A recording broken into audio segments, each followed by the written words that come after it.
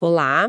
Hoje a gente vai mergulhar em 3 histórias que, à primeira vista, parecem não ter nada a ver uma com a outra. Pois é, Mas, no fundo, todas elas revelam uma batalha silenciosa que está rolando no Brasil pelo controle. Controle do dinheiro, da narrativa política e talvez o mais perigoso, o controle sobre quem pode investigar quem. exato. E para entender esse quebra-cabeça, a gente fuçou em reportagens da Folha, do Globo e até nos relatórios da própria Polícia Federal. É isso aí.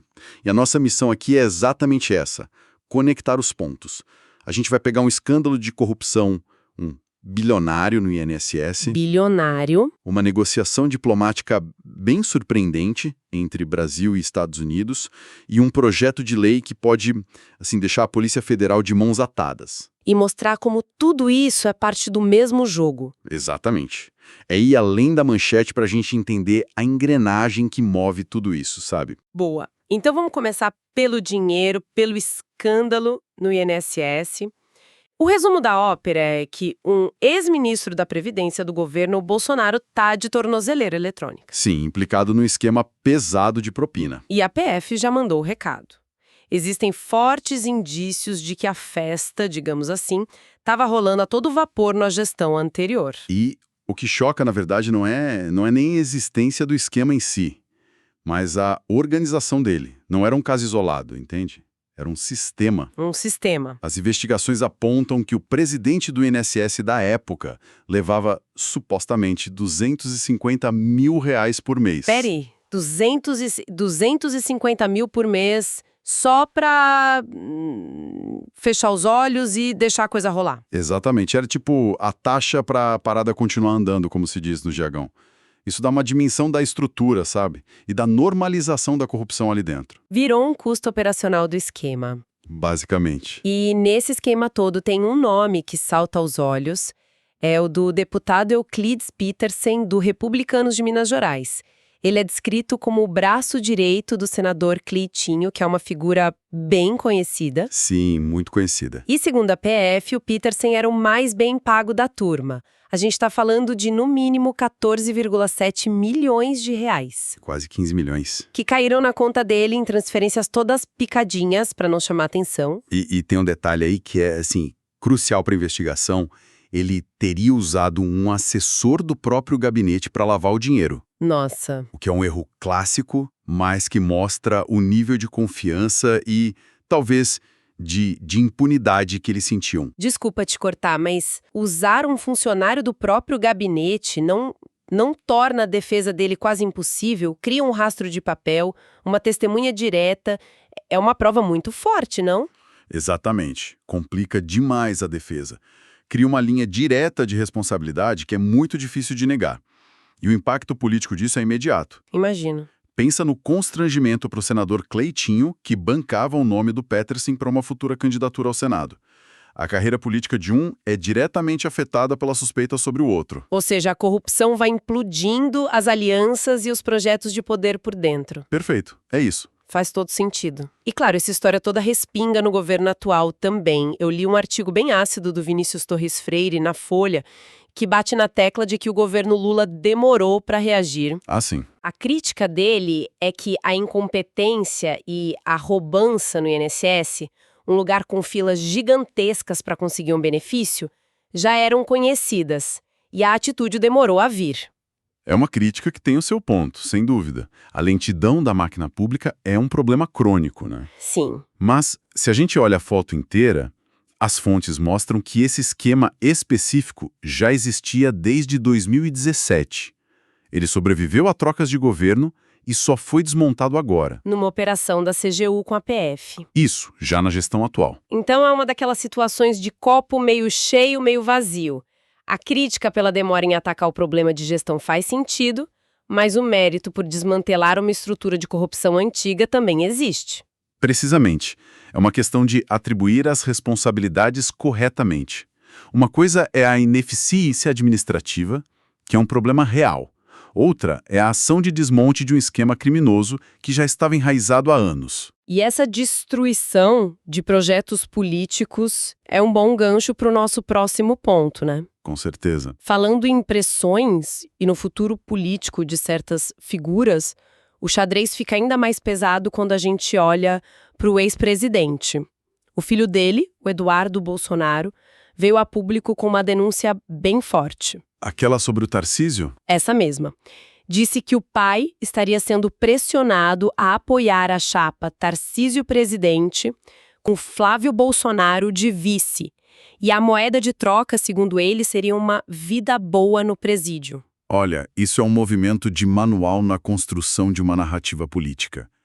A estratégia é transformar um processo judicial, com suas possíveis consequências, numa perseguição, entende? Uhum. Ao colocar a coisa nesses termos, uma oferta em troca de apoio, eles tentam pintar o judiciário, especialmente a figura do ministro Alexandre de Moraes, não como um aplicador da lei, mas como um ator político. Que estaria coagindo um adversário. Exato. E essa pressão interna acaba se misturando com a diplomacia de um jeito muito curioso. A gente teve aquele encontro do nosso chanceler, o Mauro Vieira, com o senador americano Marco Rubio, que é um republicano influente. E o Eduardo Bolsonaro, claro, correu para minimizar o encontro, chamou de a reunião da reunião, basicamente dizendo que não serviu para nada. E ainda jogou no ar que um futuro acordo comercial bom para o Brasil com o governo Trump dependeria de uma anistia por aqui. É uma tentativa clara de amarrar a política externa aos interesses domésticos do grupo dele. Mas espera, você acha que foi uma vitória sutil? Porque a narrativa que ele vendeu foi de total irrelevância. Como um encontro puntado como inútil pode ser uma vitória? Porque a gente precisa olhar para o que deixou de acontecer. A vitória está no silêncio. Aquelas notinhas e provocações constantes que vinham de setores do Congresso americano sobre o Brasil. Questionando a democracia, a liberdade de expressão. Isso. Tudo isso parou. A ameaça de expandir a Lei Magnitsky contra autoridades brasileiras. Pausa aí. Lei Magnitsky, só para todo mundo ficar na mesma página. O que é isso exatamente? Boa. A Lei Magnitsky é basicamente uma ferramenta que os Estados Unidos usam para sancionar individualmente estrangeiros acusados de corrupção ou violação de direitos humanos. E as sanções são o quê? Congelamento de bens, visto negado. Exatamente. Congelamento de bens, proibição de entrada nos Estados Unidos. Era uma espada sobre a cabeça de várias autoridades brasileiras e essa ameaça simplesmente sumiu da pauta. Interessante. E mais, a agência Bloomberg já noticiou que o próprio Trump, se eleito, planeja cortes de tarifas para a América Latina de qualquer forma, ou seja, a negociação talvez nem fosse tão necessária. Entendi. A vitória foi tirar o Brasil do alvo político. Mas o que me pegou de surpresa nessa história foi a virada na conversa. De repente, o assunto não era mais sanções ou democracia. O foco dos americanos virou as big techs. Por que isso, do nada? E essa foi a grande mudança. Pela primeira vez, os Estados Unidos colocaram na mesa, de forma clara, uma queixa comercial sobre o setor de tecnologia. Eles descreveram um padrão que os irrita profundamente. Que seria? Os Estados Unidos inovam, a China copia, a União Europeia regula. E o Brasil? E o Brasil copia a regulação europeia para taxar as empresas americanas. Quer dizer que a gente saiu do debate ideológico e entrou numa briga puramente comercial de grana. Em cheio. A conversa mudou de patamar, saiu do campo de punições e condenações políticas e foi para a defesa de interesses econômicos diretos. E isso é muito significativo. Mostra uma mudança de prioridade, então. Total. Mostra que o Brasil passou a ser visto como um jogador nesse tabuleiro e não mais apenas como um problema democrático a ser resolvido. E essa briga por controle, por quem dita as regras, não está acontecendo só lá fora. Aqui dentro tem uma batalha silenciosa rolando para controlar quem investiga. Sem dúvida. E isso nos leva direto para aquele projeto polêmico do deputado Guilherme Deriti, o chamado projeto Antifacção. Tem uma charge sensacional do Aroeira que resume tudo. Um cão da PF farejando o deputado. A pergunta que fica é, por que essa fixação em mexer com a Polícia Federal? A genialidade do projeto, do ponto de vista de quem quer enfraquecer a polícia, é que ele não é um ataque direto. Ele não tira atribuições, não muda a lei penal. O ataque é financeiro. É mais sutil. E muito mais eficaz. Como funciona na prática? Hoje, quando a PF apreende bens do crime, dinheiro de tráfico, carros de corruptos, mansões, uma parte desses recursos vai para fundos federais que financiam a própria segurança pública, incluindo a PF. Certo. O projeto do Dérit propõe pegar essa grana e, em vez de concentrar no nível federal, pulverizar entre os 27 governos estaduais. E o tamanho do estrago disso? Já tem número? Tem, e é assustador. A perda estimada só para o orçamento de 2025 é de 367 milhões de reais. 367 milhões? E se a gente quebrar isso, o Fundo Nacional Antidrogas, que financia operações contra o tráfico no país inteiro, perderia 272 milhões. É um rombo gigantesco. O fundo que compra equipamentos para o próprio PF, como viaturas, tecnologia, perderia mais de 27 milhões. E o Fundo Nacional de Segurança Pública, mais 60 milhões. Então, na prática, a lei continua dizendo que a PF tem poder para investigar tudo, mas na real ela não vai ter gasolina para sair da garagem. É mais ou menos isso. É a analogia perfeita. Você mantém a fachada do poder, as prerrogativas legais continuam lá no papel, mas você corta o oxigênio, que é o dinheiro. E sem dinheiros... Sem recursos para equipamentos, para inteligência, para diárias de agentes, a capacidade investigativa da instituição fica severamente comprometida. É uma forma de neutralizar a polícia sem precisar mudar uma vírgula da sua lei de atribuições. Ok, vamos amarrar as pontas então. A gente começou falando daquele tema da disputa por controle. E agora tudo parece se encaixar.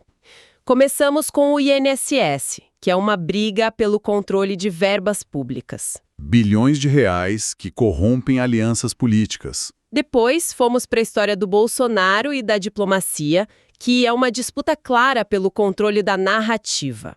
De um lado, a tentativa de se pintar como vítima. E do outro, uma manobra diplomática para tirar o Brasil do foco de pressões internacionais e colocar o jogo no campo dos interesses econômicos. E fechamos com o projeto do deputado Dérit, que é a disputa mais direta de todas. O controle sobre a capacidade de investigação do Estado.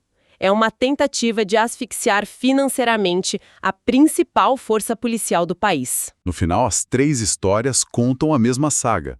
A briga pelo controle do dinheiro, da história que é contada e do poder de investigar.